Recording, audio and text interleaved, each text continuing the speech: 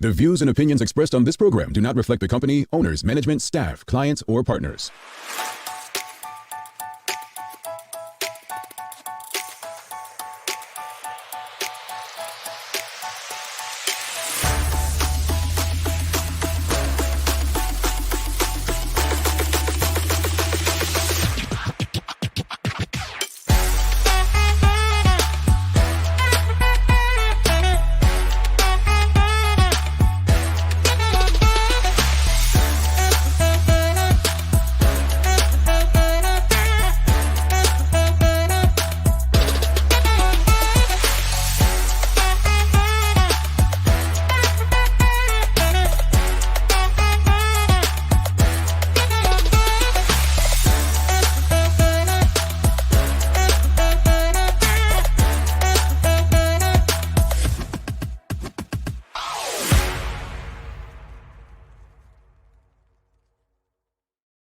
It's Tuesday, the 5th day of September, 2023. Welcome to Bermuda's Daily Talk Show. It's the Daily Hour brought to you by the BAC Group of Companies, Medical House, and Linda's. I'm Jamal Hartman.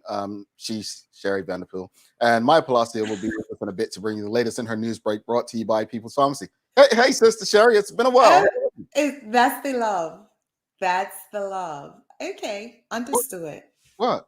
Understood. But I see, I'm gonna hold my tongue, but I see how you've been treating me for the last few weeks and so forth. And I've been listening, and reading some messages, so forth. So, but it's all good. Tell nobody nothing. But it's all good. So I do think that you miss me somewhat. I know the audience here, so I'm not. So you really don't matter to you, too, but I'm just saying. For those who want to tell Sherry stuff and all that, I ain't never telling you anything ever again in life. All right, I ain't never telling you. Maybe I missed you a little bit. But we ain't got to talk about that publicly. Oh yeah, most definitely. I like to share receipts. So look forward to my status later on for some screenshots of different things. It seems like some people did miss you. Karen Simmons says, "Good morning to the AK, Sherry. It's so great to see you." Morning, Auntie Karen. So great to be back. So thank you. Problem as well. Out here yelling this early in the morning, talking about welcome back, Sherry. Uncle Charles, yes, he knows what's up. He knows what's up. Hi, Uncle Charles. Missed you too. Yeah, she's been at Atlanta starting trouble with people, folks. Yeah. So Sherry, what you been up to? You missed me? Not really, Jamal, because I still probably talk to you every other day. It was a minute. There was, we kind of took a break from speaking with each other, and you was like, "What's going on?" But we're all good. Yeah, I'm just, in Atlanta living life, trying to get some things together. This adulting thing, Jamal, mercy. Yeah, you've been 50 years now. So, the fact you're still not used to it, it's just like, wow. He said, what? Oh, there's me talking out loud again, like you're not here. I'm sorry. Unreal. But nevertheless, we are digressing. Let's move forward. I want to say... Thanks for making us part of your daily routine. A good one today as we welcome one Bermuda Alliance candidate for the upcoming by-election, Senator Ben Smith, on. So get your questions and comments ready. The daily play, you haven't done one of these in a while, Sherry, but it's a remember when. Oh, goodness. You know what, Jamal? I just kind of glanced at my phone and I can't not mention this because somebody else missed me. Aunt Honey. Hi, Aunt Honey. I miss you as well. I also say, I dare you say something rude. Hi, Miss Nalita Butterfield. Honorable, miss you as well. And I appreciate that message. Carry on. Yeah, I don't be stealing my honey from me. Anyway, folks, make sure you subscribe to our website, follow us on all of our social media channels to stay up to date with all that we have going on. Help us grow beyond the mic as we do our part to improve our community.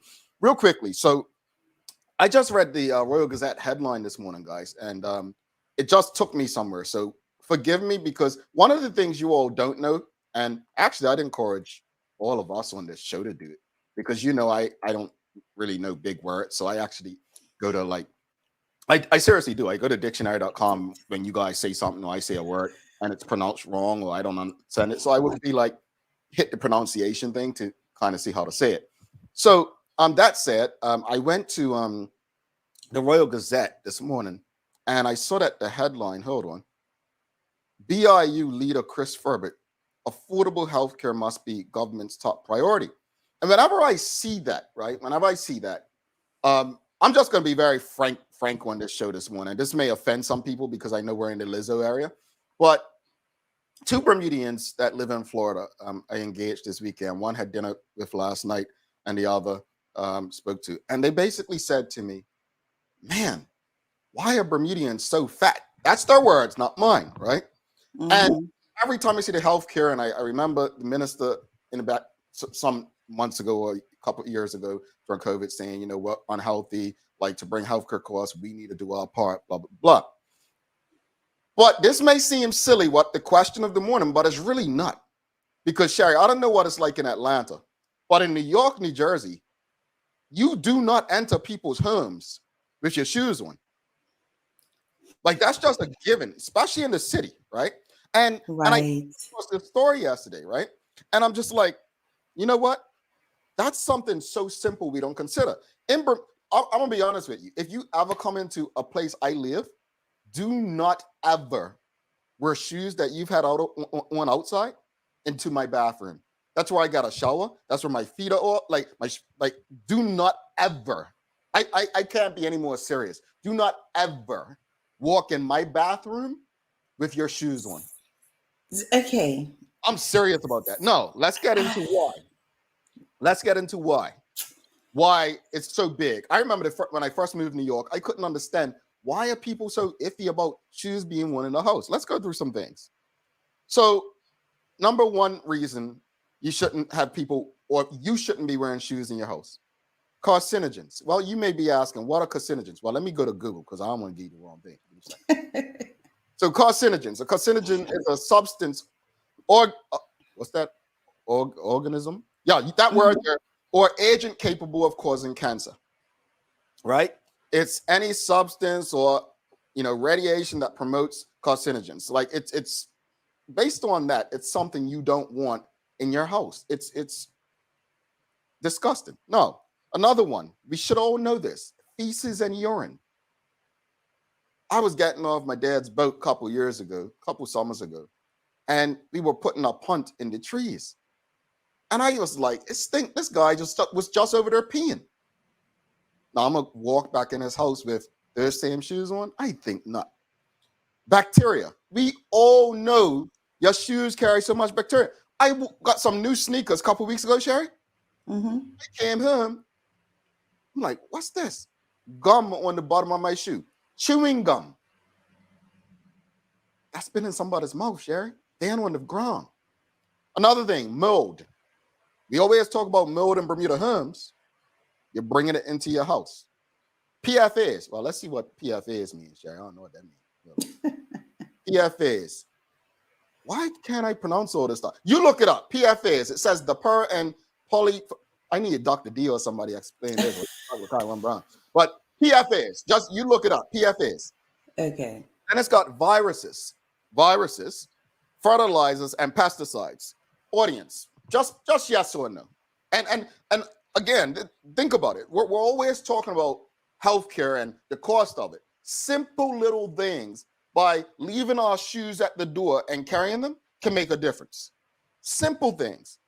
The amount of viruses and germs that we're carrying into a house.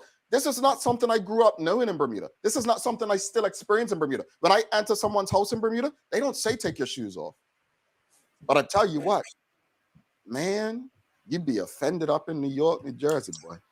It's polyfluoroalkyl. See, I got one. That's PFAS? Yeah. Yeah, thank you, Sherry. Brother has a little challenge. I couldn't make it out. But folks, do you make people take their shoes off before entering your house? Or now that you know this, will you make people take their shoes off? Okay, so my whole thing is this, Jamal. I don't have a problem taking off my shoes in somebody else's house, but please provide me with with an alternative.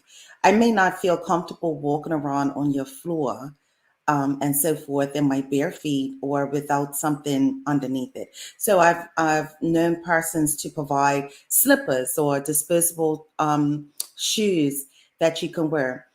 I hear you about your bathroom, but for me, I need to know how well you clean it. Are you, some urines on the floor and then you want me to walk into your bathroom barefooted?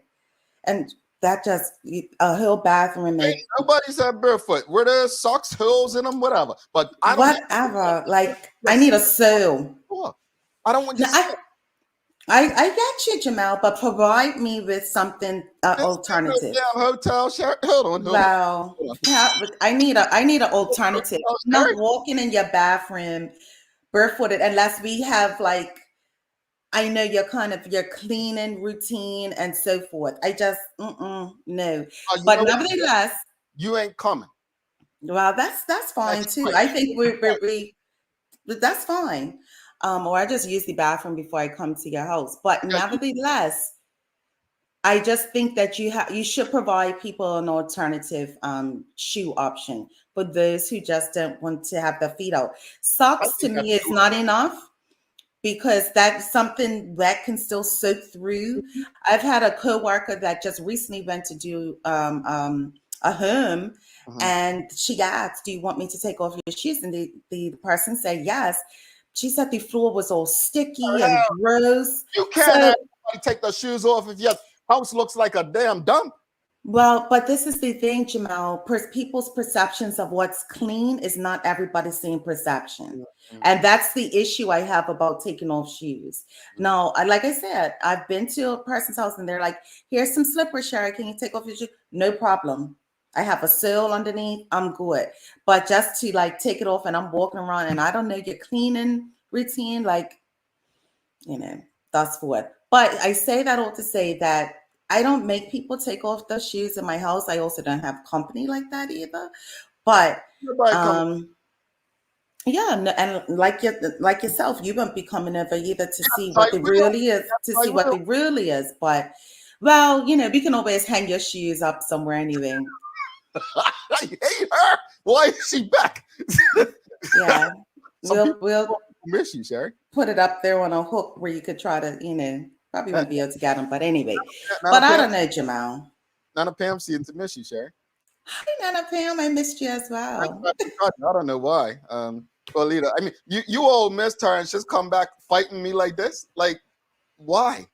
Traveling Claudia says we need to change our way of life, more walking paths, lanes, bike paths, etc. Indeed. Ebony Souza seems to agree with you. Amen, Sherry. Headline Swan says, yes, people wear shoes in our home, but this is a good perspective. Rosalind Famous says in Japan, they have outside shoes and inside shoes and off their, yes, inside slippers. I don't think that's a bad idea. If you want people to take off their shoes, then offer them an alternative. I'm going to just tell you, you come into my abode, be prepared to take off your damn shoes. No, I have an option. The bathroom part for me, Jamal, is a problem. And it's the strongness of it. Don't you ever. Yes, well, then provide me. The option's not to come. Bring hold on. I seen people bring their own slippers, right? Indoor slippers. Bring your own slippers. Well, let me know about that prior to coming. You know what I mean? It's just, but a bathroom. And I don't know how you clean. Because some people think cleaning the toilet's just the seat. No, but honestly, I haven't cleaned my toilet yesterday. It's just I'm bit, folks. The two rooms that got to be cleanest in my house is the kitchen and the bathroom, right? Did you get on the bottom, Jamal, all around the back? Pull the seat out. That's how you do that. Not everybody cleans the toilet the same, Jamal. You don't have a clean toilet. That's the only way to clean your toilet, Sherry. I'm not hearing anything else. You don't just wipe the damn seat.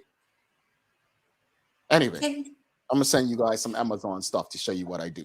But all that said, the point of it is we can scream at Labor Day marches, we can go on social media, we can go to the doctor and bitch and moan about our copay. but there are little things that we can do to make a difference. This isn't even about other people coming in your house. This is about you. When I go out for my morning jogs, mind you, I didn't go this morning. It was raining. I don't run in rain, so that was not the question. But when I go out, right, and I come back in, I'm running different paths. I'm running on roads that people have got their dogs on. There's wildlife out there. Those shoes come off right at the entrance and slip right into my Crocs. That's me making a difference for myself, not putting it on anyone else. We don't consciously think of stuff like that. The amount of things that we can do, right? Someone said to me this weekend, because of my cough, every time I got sick, I have a lingering cough, right? When was the last time your filters have been cleaned with your air conditioners? Do we take into consideration those kind of things? Absolutely. It's so easy for us to, look at why they charging this amount, why they charging that amount. I've seen, memes for years saying that the best medicine is food. I mean, I know Chick-fil-A fries ain't right every day, but I mean every other day, I hope. But you know what I'm saying? Like we can do I that. see. You know what I'm saying? Like we could be out in West Enemy. But I say this, folks, something so simple as taking your shoes off or not having fries. For me, I actually keep French fries out of my house. So the only way I'm having French fries is if I'm out. So that's something I've done. Now I just need to work on the potato chips, Cher. Oh, okay. I can see junk food for me lingers, and it also gets me in trouble in my household. So I can have a chocolate in my cabinet for weeks. And it became a rule that when I had a dessert, I had 48 hours to eat it. If not, then it was up for grabs. And I just don't think that's fair. But I can take a little bit and keep it moving. And I think it's just how you've been raised as well. Those things were treats and snacks. Remember getting a soda on a Saturday. You never had a soda every day. Remember having fried chicken and fries and everything. That happened on a weekend. It didn't happen during the week. So this, for me, during my time, is still instilled in me. I try those things. They don't quite work out for me as an adult, though. Well, yeah, it is, baby. You moved into that time where those things started to change. I would say Niners, but yeah, you got a point. Manuela John says, if I know prior to visiting someone's house that they do not wish Cher's getting called, but she's important. If I know prior to visiting someone's house that they do not wish for people to wear outdoor shoes in their home, I would bring my own. Who else on the shoes they're giving you? Good point. But I think Sherry mentioned disposable shoes. But that said, that's what like houses I would go to. They would just say, "Hey, bring socks or slippers, no shoes in the house." So that kind of solved the problem in terms of, hey, you don't have to wear socks. Or I definitely don't want anyone barefoot. I don't know what fungus you got, but anyway, I would say if you know you're going to someone's house where they don't want indoor shoes in their house, or outdoor shoes in their house, then bring your alternative slippers, bring your Crocs, whatever comfortable. But I just feel like something so simple as us not wearing shoes in our house could probably make a difference in terms of sickness. And I don't think it's something we ever consider simply because it's something that's not cultural to us. I cannot tell you. I have never been to a house in Bermuda where they said, "Hey, can you take your shoes off?" Never. Really? Ever. I've never ever been to someone's house in Bermuda where they say, "Hey, take your shoes off at the entrance." And I even when I go to someone's house, and I'm with Sherry, right? I don't like wearing my shoes in people's bathrooms, but I'm like, I don't know if they got yarn around it. You know what I'm saying? I do think like that, but I don't like to do it. And I just, my hope is that we can make a cultural shift and people can think about all those things. What were they, Sherry? Carcinogens. Hold on. Yeah, bacteria, parasites, urine, feces, polyfluoride, alkali substances. Yeah, it's a lot. It's a lot. Yeah. Oh, Misha Fabla says, wear shoes off him. Well, I don't know this, but Misha, did you ever live in New York or New Jersey? Like, was that a thing for you that you kind of took that back to Bermuda? I'm telling you, is it like that in Atlanta, Sherry? Like, because and keep in mind, New York is a walking city. That's the difference, folks. Keep in mind, it's a walking city. When you mentioned, it's a big thing in New York, I can see that you just about want to touch anything in New York, let alone things that can be on the bottom of your shoes. So I get that. In Atlanta, it's not so much a big thing. I think it's more of a personal choice. I have been to, like I said, a few homes that required me to change my shoes, or they actually gave me the blue booty covers to cover my shoes as well. Um, but Jamal, to your point though, if I know prior to coming to somebody's home to expect that, then I would definitely, of course, oblige it with no qualms. But yeah, I need to know your bathroom practices. More importantly. I need to know where you've been walking. Ebony Susan says, I remember it was a thing when I was younger. Piles of shoes at everyone's door. Isha Fabula says, we picked it up while living in Thailand, but also did shoes off when living in New York City too. Sean Smith says, we allow people to wear their shoes in our common area. Plus, we have a restroom in our foyer for guests. Charles H. Jefferson II says that's a big thing in Canada. And I think most places that get a lot of snow. Oh, couldn't even That too. thought about that. All right, let's bring Maya Palacio in for the Daily Hour news break. Wonder what she thinks in terms of wearing shoes in our house. Don't forget, folks, we have Ben Smith, the Senator Ben Smith from the One Bermuda Alliance, candidate for the upcoming by-election, coming up after your news break.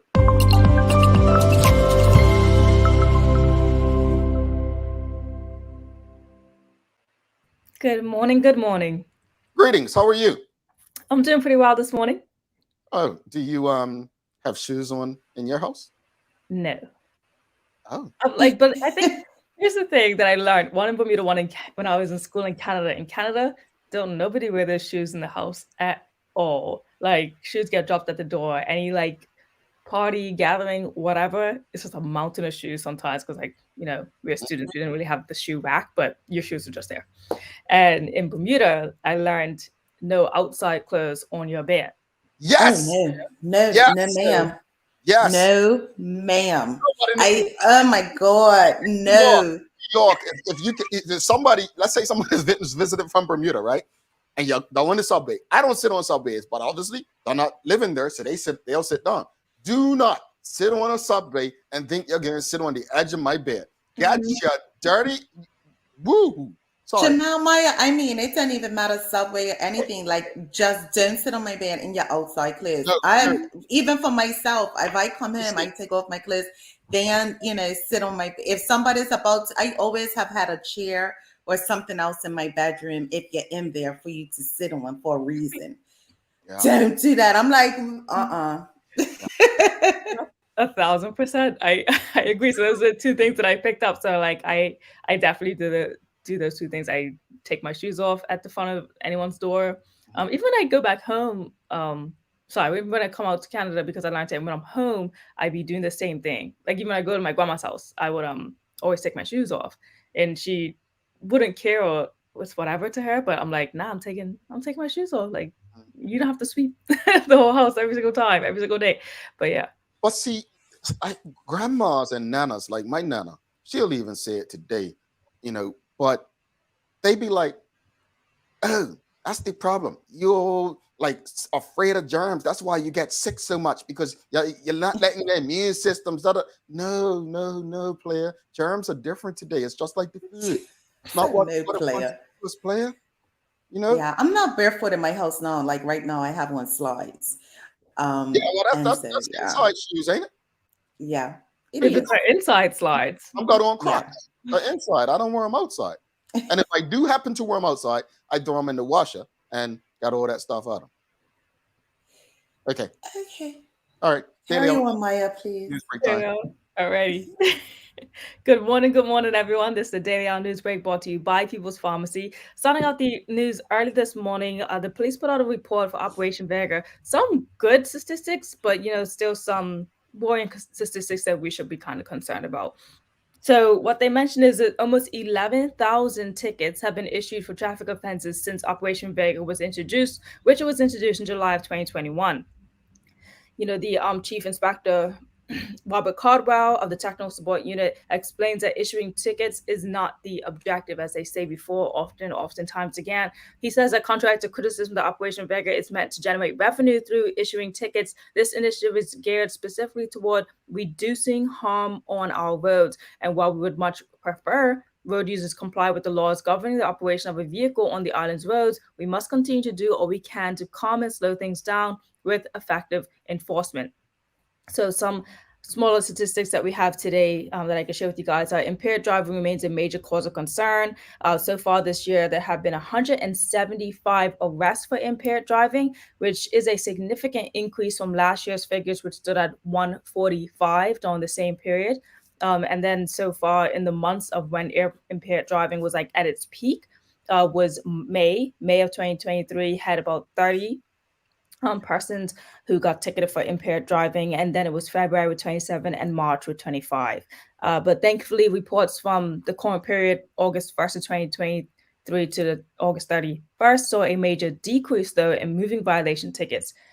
Listen to this number. It was a total of 296, which is down from 683 in the previous reporting period. So that is some good statistics that we're getting here from Operation Vega in terms of moving violations. So that those are good numbers to look out for, that things are decreasing in that area. And although it's still high figures, this period did see less offenses for speeding and unlicensed vehicles. Speeding was at 165 tickets so far, which is very much a decrease from the last period, which is 235. That's a lot of numbers. That confused me. I'm dead serious. It's like I was like carrying one and I was ready to criticize like the impaired driving, and then she hits me with this. I'm like, I ain't saying nothing. but in that report, Maya, when you was like it was significant decrease, I said that's all I needed to hear. Okay, cool. So yeah, we had a significant decrease in moving violation tickets. Moving violation tickets was like the biggest number that we got a big decrease in. Previously, it was in the 600s, and now it's down to the 200s. So what's considered a moving violation? Moving violations are things that have to do with like on the road. It could potentially be with speeding, because speeding decreased as well. Again, maybe not stopping for a sign, things like that. The traffic stuff. Yeah. Okay. Yeah. A real and stop. Yeah. Yeah, whatever. Yeah, I don't do those things. But yes, we had decreases in two major of our areas, and then we still had an increase though in one. Okay, so. Maya, that confused me. Can we move on to the next story? Like my there's numbers. You guys know I'm not a numbers person, so it's like I'm still trying to wrap my head around. It went over your head. I understand. Okay. I will put graphics next time. I know that helps. Okay, moving on to the next story in our news. The 2023 lobster season has begun, and the Bermuda government is putting in place steps and a program for the replenishment of lobster fishery. The Ministry of Home Affairs, the Honorable Walter Urbane, says that the extended period of below average catch rates in the lobster fishery indicates a need to take immediate action to enable the future sustainability of the fishery. So policy amendments for the upcoming season, which traditionally run from September 1st through March 31st, will allow for the 2022 currently licensed spiny lobster fishermen to participate in the fishery. However, in new amendments, the government has amended that there is now a reduced trap allotment of 8 traps per license and an individual catch limit of 600 lobsters for the season. Furthermore, traps may only be set in offshore areas from September 1st through November 30th to ease pressure on the inshore areas. Government goes on to say, Minister Urbane went on to say that he knows that this will not make everyone happy, but believes that this is the correct decision to make in order for us to still have a plentiful lobster season throughout the year. Oh, wow. You guys eat lobster? Yes. Yeah. Yeah. Butter, stuffed. Yeah. Oh, okay. No, I love lobster. I'm just saying. I mean, they can't blame me for the Thermidor. Because I haven't had one in Bermuda in quite a few years. So you all need to take a season off so we can replenish the lobsters. That's all I'm saying. But you eat lobster, Jamal? Yeah, damn right I do. Oh, that seems like something that you would be turned off by, but okay. See, I don't look at the pictures where they call it a roach of the sea. I just focus on the meat, and when it's in that, warm butter and, curry sauce and, little Tabasco under, and yeah, I think of it like that. Sorry, Maya. I feel like you could do the same thing with vegetables and they'll taste nice, but okay. I do that with Really, Maya? Really? I do Wow. I Moving on. don't like my vegetables. Moving on to the next story. We heard about Genetics and their world research that they're starting now with the genome testing sequencing for breast cancer of Caribbean women. While they still need people to register at this point, they still need about 20 each for each one. As they mentioned in a story that I posted, they would need 50 participants for those with breast cancer, 50 participants those without in Bermuda with Caribbean ancestry. They're still looking for more people to register. If you haven't heard about the story in full length, I'll be posting a quick update and a recap of Genetics' new research on Mediumite today, so you can take a look at that. It'll be in the afternoon sometime. Alrighty. All right. And my last story for you guys today before I head into sports, I had a quick interview with the new elected candidate for the PLP, which is Misha Fabler. And we had a quick chat. And this one, actually, this clip that I'm going to share with you is just about the reasons why he aligned with PLP. So let's take a listen. I mean, there's several factors. Part of it is family history. Laverne Ferbert's a cousin of mine, and also my great uncles and my grandmother's brother is Gilbert Darrell, they were also PLP members. That's only a small part of it. The options for political parties to join, wanting to get involved in politics and being able to affect legislation are fairly slim. I had considered, running as an independent, but when you look at the election results, independents are struggling to receive more than 5% of the vote in the constituencies they run in for the most part. There are some exceptions, like Gilbert Darrell as an example, but even he ended up joining the PLP. And then I started to investigate what the options were. I went to some of the kind of youth outreach they were doing at the time. And the OBA had a youth outreach event at Bungalow 56. And I went, and I think only one person really spoke to me, and they kind of disengaged when I pushed back on their talking points. So I left. And I went to a similar event that the PLP put on, and the experience was much different.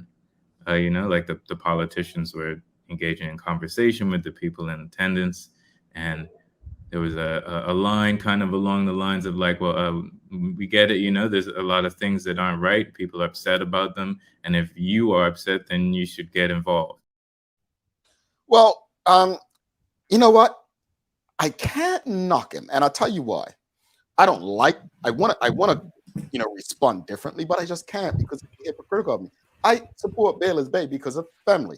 North Village because of family. I couldn't see myself coaching at another team or being involved in another club. So I honestly do understand the family connection, but I also do understand that organizations change over time and maybe they don't represent what they did when my family was involved. So I get involved to try to, change things, enhance and make them. So I actually accept that only because I am very similar in that respect. Although I think I disagree with myself, so I can disagree with him. Yeah. Well, I will also say that throughout the interview, I even asked that question. Most people don't see PLP today as a PLP in the past as well. But it is, I guess, encouraging to also know that he, not only because of family, but, he did do his research and he did go out. He did consider independent. He took all the options, basically. He went out to the OBA, he went out to the PLP, and he chose what aligned with him. Okay. All right. Oh, he'll be on the show later this week for you all to engage directly with him. Yes, and I'll have a video posted actually with both Ben Smith and Misha Fabler before the by-election commences, so you get to know them a little bit better closer to the end. All right, and in our sports-related news, this one's coming from Island Stats, but Scott Burns began competing in the Extreme Rock Island Grand Prix in Illinois. On day one, Burns recorded 3 wins, 2 second-place finishes, and 1 third, clocking times of 6:52.83 on his way to winning the Margay Ignite Senior 1 class. So congrats to him. Yeah, it was some hard races when they're doing all those go-karting. Yeah. Next up was sports as well. Our Bermuda team is in the International Street and Ball Hockey Masters World Championships, which continued in Buffalo City, and Bermuda would take on Canada. But unfortunately, this was in the quarterfinals to 8-2. So a very, very hard loss for the Bermuda team. They had won other games prior and another loss, but they're now out of the running to, win the entire World Championships. But to the quarterfinals, good job to them. And we learn from this and keep going. That's all for me today. Your weather is looking like sunny, cloud, a chance a few passing showers as well. And we got a high of 84 degrees. Can I just add that although there was no cricket game on Saturday at Eastern Connors, Baylor's Bay Cricket Club are still the champions. I just want to let that Cleveland person on the other side of the screen know that. Listen, Jamal, that's oh my gosh, this is crazy. That they need to change the law on that. But anyway, just in regards to a natural situation, rather a hurricane at that. So, but anyway, I digress. What the champs? Days of the year? What you got for us? Well, today is Shrink Day, and that is a special bond we have come to develop with our psychiatrists and therapists. This day, it's Shrink. Oh, you thought I was talking about you and this is your day. My bad. No, we're talking about therapy. This day is to remind us of the contributions that therapists and psychiatrists and psychotherapists and psychologists make to our society. These caring individuals play a meaningful role in our communities, making them diverse, deserving of praise. So I'd like for the audience to shout out any therapists or psychologists that they may know, not ones that you may attend. I'm not trying to get in your business, but just support those who support us. So I want to, of course, say shout out to Dr. Zena Zul. She's awesome as well. And Jamal, we have first day of school for some of our private schoolers. So Summersfield and I believe Work Academy is getting back in today. So Tomorrow is today? Is it today or tomorrow? I don't know, but I thought we got a live from Maddox on his first. Oh, She'll probably okay. Baby. Yeah. Okay, you're done. But Work Academy is definite today. So my godson Sakari Lewis and my godson Remy Donawa, happy first day of school and all the Work Academyers. Yeah, happy first day of school, you all. Don't be like me in school. No, actually be like me. Ask a lot of questions. Get in trouble. Figure things out. Don't just accept. You ain't gotta be in trouble. Just ask questions. Maya, you have a wonderful day. Why can't you stay on a hiatus? Anyway, we're gonna come back. We've got Ben Smith with us. My goodness, how rude is that?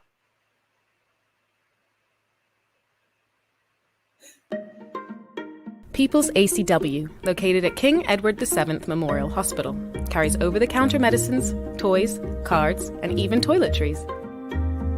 Our knowledgeable staff are there whether you're at emergency, visiting family, or a member of BHB staff, to show you our best even when you're feeling your worst. People's ACW, we're here for you.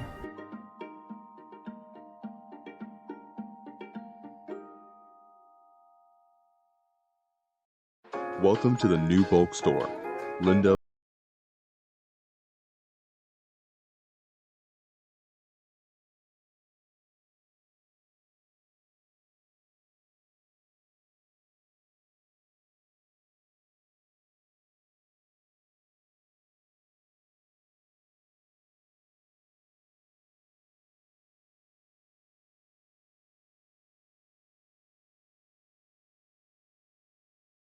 Mom's celebrating her 70th birthday next month. Have you noticed her age is catching up with her? Yeah. Plus, she's having a hard time getting up and around like she's used to. I would sure hate to see her fall. At Medical House Limited, we can help make life situations easier. We have electric beds, motorized scooters, bath stools, walkers, you name it. Mom's been real good to us. We'll get her birthday and Christmas gifts from Medical House.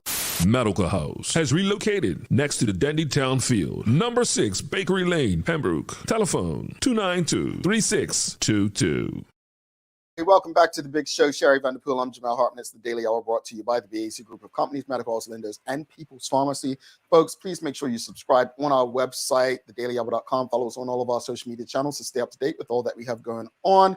Help us grow beyond the mic as we do our part to improve our community. I mentioned Baylor's Bay, but how could I forget that North Village Community Club? I just mentioned that I stuck with these clubs because of family, and they won what they call it, the curtain raiser, the first game of the season, beating PHC 2-0 on Sunday night. So I mean, look, my teams do what they do. The red and the white makes sense. Red is only prior to July and after Cup match. So the red and white did it this weekend, folks. If you want to come to the new Silver City, visit Bayless Bay Cricket Club, Bernard Park. We got it for you. All right. Just want to get that up. Well, let's make sure we shout out Soltis and MSA as well. Oh, big up Soltis and MSA. It's the first day. It's today. Kids, go in there, ask a lot of questions. Ask your questions. Tell them Uncle Jay said do it. All right. All right. Let's bring our guest for today. We've got Ben Smith, the candidate for Constituency 8. Senator Ben Smith from the One Bermuda Alliance. Let's give him a warm TDH welcome as he comes into the hot seat.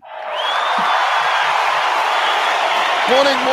How are you, sir? Good morning. Good morning. I'm doing well. Thanks for having me. No problem. No, I gotta ask you before we even get into the conversation. So, are you a shoes off in the house, shoes on? Well, what we're talking healthcare. Shoes off. The part that's interesting, because as I was sitting there listening to you guys, I had never really thought of it from the health benefit point, right? So to me, it's always been, if you go to somebody's house, I remember aunts having really, really clean floors. Shoes are off at the door, and I followed that same practice. But now understanding why you're going to do that, a lot of the other cultures in the world have been doing that for a really long time, right? The Asian cultures, I know before COVID, we used to think it was strange to have a mask on, but when you think about it, they were doing some of these things in advance. Maybe we should be paying attention to some other cultures and taking some of those things on to help us with our health. Unfortunately, we're just a bit too arrogant to do some of those things. And I'm not even trying to be funny. I just think we think our way of living is the correct way. But absolutely, I think we could take a lot of things from other cultures and use them to improve what we do. But anyway, thank you once again for joining us, having this conversation with us. Let's jump right into it. So according to what I've read in the news, you've been referred to as a recycled candidate by the PLP, who has revealed a new candidate. Just explain the process of how you were chosen to run in this by-election. Okay, so the first thing that happens is when Cole Simon stepped down as the leader of the party, but he also was going to be leaving his seat, which meant that seat was available to anybody from the One Bermuda Alliance that wanted to run. So there was discussion throughout our caucus room on potential candidates. Then everyone would put in their application. Then the candidate select committee would go through that, interview each person. And from that point, that group was then sent to the branch of Constituency 8, and a decision was made on who was going to be the best candidate to represent. I understand that comment when it comes to somebody brand new as opposed to somebody who's actually been in politics. It's now been 6 years for me. In 2017, I was elected in the House of Assembly, but for the last 3 years, I've actually been the leader in the Senate for the One Bermuda Alliance. When you only have 6 people in the House of Assembly, it's important that you're going to have somebody that has a knowledge base and is able to do all the things that are necessary when it comes to the actual job of representing in the House of Assembly. Because being a candidate is one thing, but when you are actually representing, you're not just going to be representing in your constituency, you also have to be able to do that in the House of Assembly and in the public forum. That's one of the reasons that I thought it was important to step up at this time. And I believe that I bring a lot of experience in the short amount of time that I have been part of politics. Got you. Completely understood and makes sense. You want someone with such low numbers who has an understanding and experience in that. I completely get that. But, you said you've been in there. You've been a senator the last 3 years. What would you do differently as a member of parliament this time around if you're successfully elected? Well, the first thing is that I've spent the time understanding all the things that happen kind of behind the scenes, as well as when you're dealing with trying to make changes with laws being presented. Being in the Senate, you actually had the ability to potentially make changes. It's very difficult in the House of Assembly because of the numbers. You will have seen it over the last couple of years that even though the OBA would have strongly disagreed with some of the policies that were put forward, at the end of the day, the vote is going to mean that the government is going to be able to carry it. What I think is important right now is that we are going to have to continue to make that challenge in the House, but more importantly, communicating with the population on how the changes have to be made, why they have to be made, and what the difference is between the Progressive Labor Party and the One Bermuda Alliance. Gotcha. And, you know, I say this all the time on this show, elections are not won, they're lost, right? The OBA absolutely lost the 2017 election because people lost trust in them as a government. Many feel the party just needs to fold, right? What do you plan to do to change people's minds about whether this party should just fold and whether or not they can regain the trust of the voting public? So what I will say, so from 2017, obviously I was brand new to politics. I was elected, but the party had taken a significant loss in that period of time. That first transition was the party trying to figure out what had gone wrong. They had actually done a lot in 4.5 years, but from somebody who had been on the outside prior to 2017, they hadn't communicated very well to the population. So when you create that vacuum where you're not communicating what you're doing, what happens is somebody else is able to fill that void and speak for you and create a narrative that's opposite. That was the case. When you look at what happened in 2020, obviously we were going through COVID. There were some people that were not going to turn out to an election because of COVID. That's why in many cases, I would say that the overall voter turnout was low, but it was also a message to the One Bermuda Alliance that we had to do better. We had to continue to grow and strive to be different from what had been presented before. I will tell you that I have been part of the process of rebuilding the party, bringing in new people. The importance for us was to build a party that was diverse in thought, diverse in gender, diverse in any aspect that you can think of. And the reason was because if you can build consensus from a room that has many differences in it, you're actually putting forward policy that is going to match the population as opposed to groupthink, which tends to happen when you only bring people in that already think the way you think.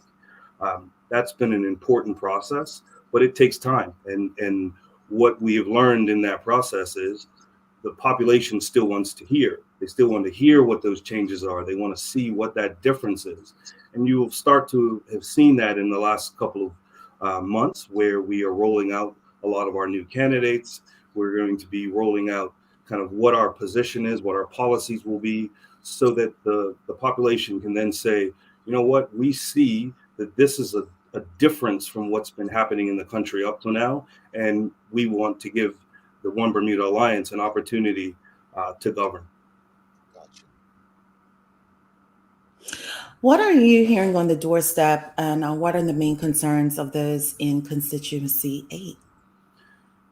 Yeah, so the issue right now is that I guess the first thing that happens on almost every doorstep is the state of the roads in Bermuda.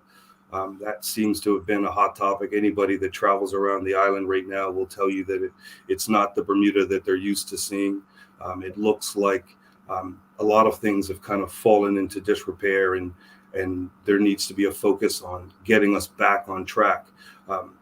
It seems that that's a symptom of where our economy is at the moment, and we need a kickstart. We need to be able to start to rebuild. And I think that rebuilding will also show the outside community that Bermuda is a place that you should visit, or Bermuda is a place that you should come and set up business. But we have to make sure that the same way that we were talking about walking into somebody's house that's clean, we have to do the same thing to our country so that people will be excited to come here. The topics from a national level outside of that, education is always the first kind of comment that comes in. It doesn't matter whether the constituent is somebody who has children or actually has children that are going to be in the education system now. It's a priority because everybody understands if we don't educate our young people, there won't be a future of Bermuda. So that's been one of the top topics. And healthcare. There's an aging population across the island, but specifically in constituency 8, a lot of people are feeling nervous about kind of the response that's going to be available for healthcare, the cost of healthcare. Those are two topics that have been kind of on every doorstep that we've encountered up to this point. Yeah, definitely some concerns. What do you believe the result of the election of this by-election means in the margin, if the margin is closer, if the people somehow win, or if the OBN win and extend the margin? Well, I think that the importance of this by-election is for us to be able to kind of bring forward what it is that we've been doing, what the difference is, our change. And if the margin goes up, what it's going to show is that people are actually listening to the changes that we're making, and they approve of it, and they want to see more of that change. I believe that there is a frustration in the community about the Progressive Labor Party government. But that's not the part that we want to capitalize on. What we want to do is show that we have a plan that will help Bermuda to turn things around. The One Bermuda Alliance did a great job of turning things around in the short time they were the government. But what we have to have learned from that is you have to communicate it. The Progressive Labor Party is very good at communicating what it is that they're doing, even if that means that they're communicating that they haven't been doing anything. Folks, if you have any questions or comments for the Senator Ben Smith, please send them through. We'll get through as many questions as possible. We have Travel and Trotty. She asked, why are you canvassing at Spittle Pond? Do you intend to visit homes or share your days and times at Spittle Pond? So we have a tent set up at Spittle Pond. It gives the opportunity for anybody to stop by from any part of the island, but specifically want to show a presence in that constituency. That doesn't mean that we are not in every neighborhood, knocking on every door to make sure that we are reaching out to the entire community. Also, having that spot at Spittle Pond becomes our rallying point where we can kind of get our new papers, get people get water, and take a quick break before you go back out.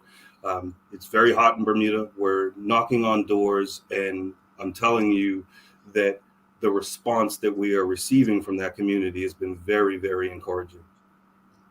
Shamari Talbot, he's asking, Mr. Smith, why did the OBA lose power? I need to know if you understand what went wrong before I feel confident that you can fix it. I'm going to say that there were a couple of factors. When the One Bermuda Alliance, and this is my opinion from somebody who had not been part of politics prior to 2017, I mentioned the first point, which was that the One Bermuda Alliance had not done a very good job of explaining what they were doing, even though there were very successful things that were happening. You know, building hotels, bringing the America's Cup to Bermuda, which put the world's eyes on Bermuda, making changes to reduce the deficit. Those are changes that had to happen in a short order of time.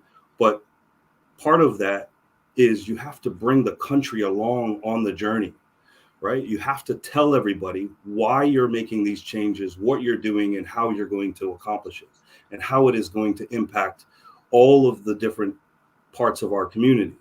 If you don't do that, people feel left out. Now, if you actually speak to a lot of the people that were on the ground when it comes to the America's Cup, you'll notice that lots of our community were actually benefiting, and all layers of the community going west were benefiting from the America's Cup. But if you were to listen at the time period, you would have thought that it was the worst possible thing that had ever happened to the country, and that no one was benefiting from it, when that was the opposite of what actually was happening in the country. That's a lesson learned, that we have to do better at communicating what it is that we're trying to get done for the best interests of our community.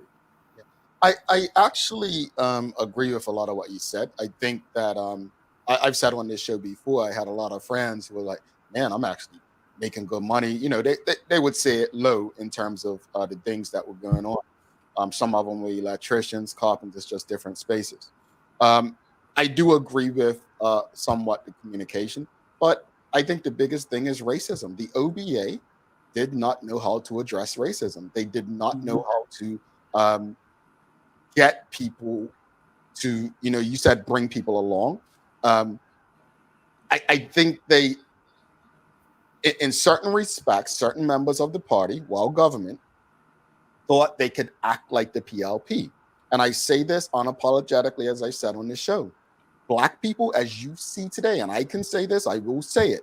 Black people, the Black electorate in Bermuda, are willing to take from the PLP what they would not take from the UBP, OBA, whatever. And that's what I don't think the OBA came to terms with. You cannot get in and have a Michael Fay carry on and act like what people deem Colonel Birch to be. And you got a harsh reality. So I do agree, but I think I'm just not quite sure. I'm not in you all's rooms. How you come back from that? Any other questions come through? But final question from me is: we know who your opponent is at this point. Misha Fabler will be running against you for the Bermuda Progressive Labour Party. What makes you the best candidate for constituency number 8? So the first thing I want to do is welcome Misha to politics. And the reason I say that is because politics in Bermuda has actually become quite toxic. It's not an easy thing to do. You have to deal with the personal attacks. It is a difficult place to be. And it's not that everybody who has comments of what Bermuda should do, the changes that should be made, a lot of those are being made, somebody kind of anonymously putting that out on their laptop or on their phone. Stepping up and saying that you're actually going to be part of the change is an important step. What I will say for me personally is that I know the work that has been done to bring together a diverse team for the One Bermuda Alliance. I know that is what is going to be in the best interest of moving the country forward, because it's going to take everybody from all parts of our community in order for us to make the changes that are needed.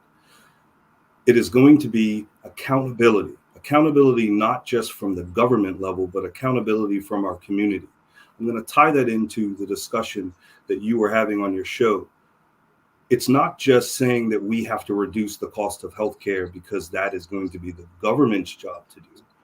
It means that the community is going to have to also be accountable for how they are treating their health, for how they are dealing with going to the doctor as opposed to going to the hospital. It is going to mean not going and just taking a bunch of extra tests, because you have to understand that those things are what is driving up the cost.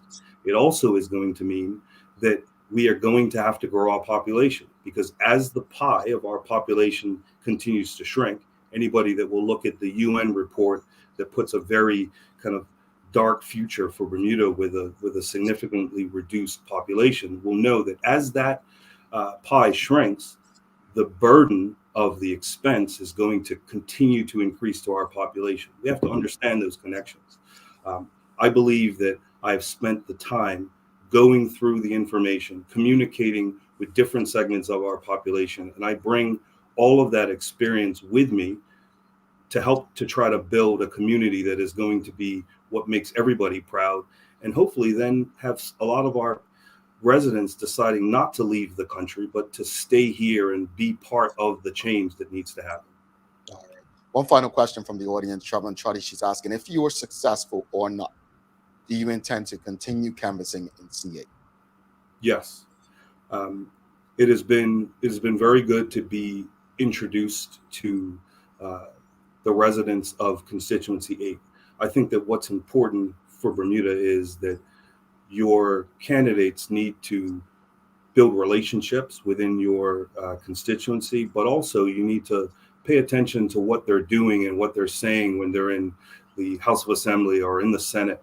And the reason is because it isn't just that relationship that you're going to build in the community, which is obviously the part that allows you to get elected. But what are you going to do with the job when you're actually in the House of Assembly? There are 36 people that are elected. The question is, how many of those people are actually speaking? How many of those people are actually doing something to help to move the community forward? If they disagree with something that is happening, or a bill or a policy that's being put forward, are they actually speaking out?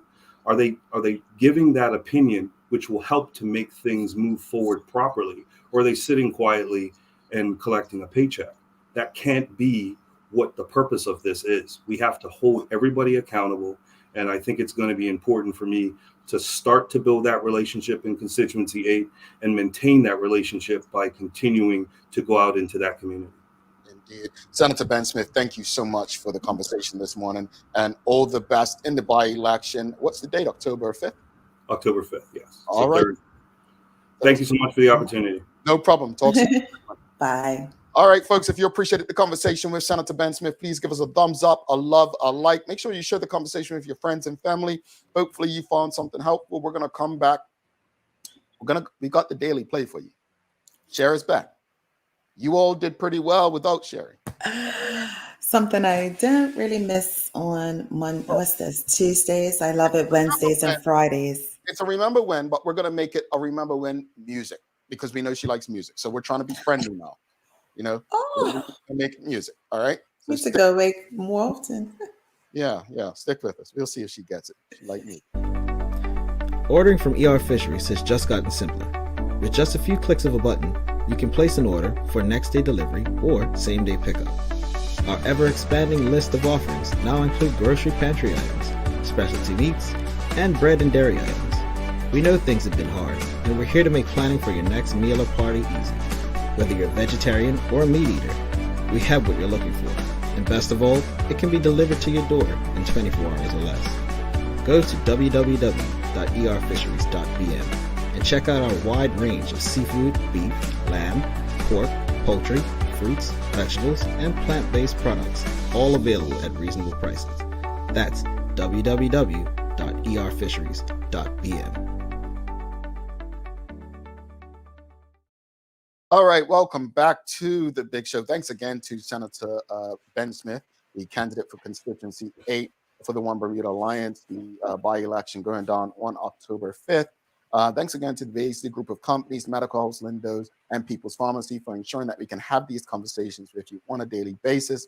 It's time for the Daily Play, brought to you by Bermuda Trivia, now available at stores throughout Bermuda. Follow Bermuda Trivia on Facebook, Instagram, Twitter, and TikTok to find out why it's Bermuda's favorite trivia game. Sherry, are you ready? Yeah, but I'm nervous. But yeah. It's a remember when.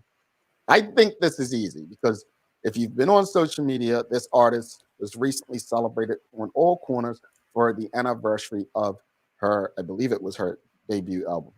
All right, so it's a her. In the 1990s, what singer was named Billboard's Artist of the Decade? Beyonce? I don't know. Beyonce was in 97. She came out in 2000. Whitney Houston? I don't know, Jamal. Really? No one knows this? I mean, she had... Toni Braxton? No, she was the biggest artist of the 90s. Wait, Mariah Carey. Yes. Yes. Traveling Charlie, Diana Ross was probably the 7th, but Mariah Carey, yeah. Miss number ones in the 90s, man. Yeah, Mariah. I thought you had that one, Shay. I honestly did. I said I'm going with music, hook her up, and man. But I still got it in the end with no help. I did miss the buzzer, but I still got the correct answer. I just needed a little. Pat Sajak wouldn't have gave it to you. No, that's fine, but you're not Pat. Well, I mean, you are. Well, maybe same height, maybe. So all this abuse was not missed, Sherry. It's been about 2 weeks of pent up stuff just waiting, See, I can see you missed me. I know. Hey. Anyway, let's wrap it up. Final thoughts. Shoes in the house, Sherry. I mean, and let's people. The show is not about wearing shoes or in and out of the house. Literally, it's what can we do to kind of bring healthcare down. And I'm trying to make us think beyond the norm. We're always discussing food and exercise, but there's so many other little things like cleaning your air conditioner vent. Yeah. Cleaning, dusting your fan. As Sherry said, cleaning more than just the toilet seat above. It sounds funny, but it's real. Like, it's a lot we can do. Switching our toothbrush every 3 months, I think it is. Covering our toothbrush in the bathroom. And I live alone, but my toothbrush is covered.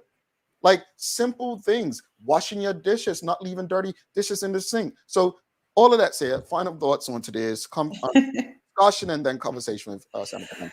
Well, I totally agree, Jamal, with you.